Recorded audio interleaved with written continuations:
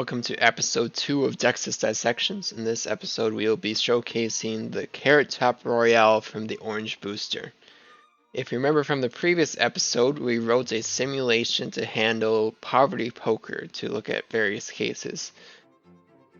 The simulation for Carrot Top Royale is significantly more complex, so let's briefly go over the various inputs involved here. First, we have the extra reroll button. That represents a red Timid, so when you're using the simulation, press that button for each red Timid that you have. Second, you have the reroll text inputs, so for each pawn that you have, add 1 to that number. The wild reroll text input is a less intuitive one that represents something such as a reroll very special, a one-time use, non-specific reroll of a colored die. We have the sliders. That is the amount of rerolls that you would like to still have available in order to go for the optional red gamble. Pink substitution, of course, means you have a pink Timid bunny. White substitution, of course, means you have white stuff. And the D10 substitution, of course, means you have effects such as Fantastic Fez. We also have the optional risk text entry, which represents the value of your bunnies and carrots combined. This is the amount you're going to lose if you lose the optional red gamble. You have the never optional toggle. If you never want to take the optional red risk, you can just have that toggled and it will simulate it without the optional red. And finally, the number of simulations. The more simulations you do, the more accuracy you will have in your results. So let's look at the first case here. This case, we have no special rerolls or roll substitutions involved, and we are not doing any optional gambles. You can see that our average profit was actually negative 3.4, which is quite bad. Although succeeding provides us $20, that is 1 carrot and $10, compared to making us lose $10, 1 bunny's worth, for failing, there is a negative expected value due to how frequently the player will fail, approximately 78% of the time. With these circumstances, it's worth considering playing the card on an opponent's bunny. Let's look at some other cases. If you have 1 red Timid bunny, and we still don't do the optional gamble, our average profit goes up to 16.68. So as you can see, having just 1 red Timid bunny greatly increases the expected value, getting quite close to the maximum of $20 without the optional red gamble. Looking at the next case. In this case, we are always going for the optional gamble, and it's important to note that for these simulations, I decided 120 is an approximate estimate for how many bunnies, carrots, dollar value you have. So that would be something along the lines of 6 bunnies and 6 carrots. In this case, since we always went for the optional gamble, all of the cases where we didn't were the cases we failed the standard results. So all of those, of course, negative 10.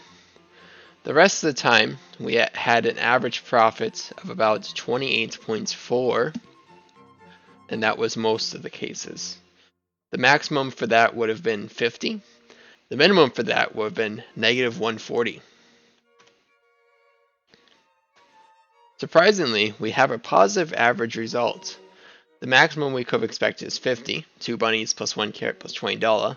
The failure case is negative 140, the 120 lost from the bunnies and carrots that we have, and the 20 lost from forfeiting the rewards for not gambling.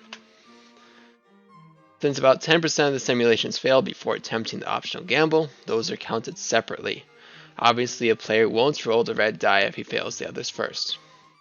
I found it quite surprising that we actually had the average results be positive in this case, because it's not often that players would consider it correct to go for the optional gamble every time, with only 1 red Timid bunny. This is a case of us going for the optional sometimes. So in this case, I have the sliders set so that if we have all of those rerolls remaining, that is violet through black, the red slider doesn't matter, we will go for the optional red gamble. So notice with the count, We went for the optional red significantly less times. However, our average profit on those cases went up to 40. Note that the total average profit is actually 21. By only attempting optional red when we have every reroll remaining, we have a much better chance of succeeding the attempt, avoiding the negative 140 case. The total average profit surprisingly went down slightly. With these specific conditions, the higher risk option did better on average, but had much more extreme variance in the results. Let's look at those two cases again, but with less risk. In this case, we only have perhaps one bunny and one carrot to lose.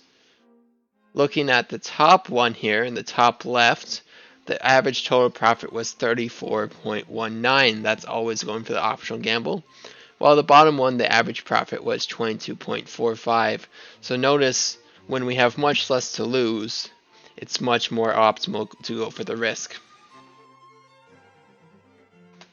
As expected, there is a correlation between how much there is to lose and how often you should attempt the optional risk. Next, let's consider roll substitution. In this case, notice I have the never optional toggle checked. Our average profit ended up being 8.33, but we still went for the optional gamble 11,000 out of 100,000 tries. We did this because it is possible to have the results for the optional gamble guaranteed due to pink or white substitution. This case is where the 6 default dice were all non-duplicates, and the pink die or white die was also a non-duplicate, therefore you can add the red die safely at no risk. Interestingly, the total average result was actually less than the red timid never risk case, despite the guaranteed optional results. This demonstrates how sometimes a red timid can be stronger than a pink timid, depending on the cards affected. The last case we'll look at today is the pink and red timids combined. So this is the reroll on each of the dice, plus the roll substitution on pink. By editing the sliders, I was able to find what the maximum profit philosophy was. So in this case, I maxed out average total profit to 41.1 by setting the desired rerolls to have at least one pink reroll remaining to go for the optional red. I edited the desired reroll sliders according to the results based on total average profit.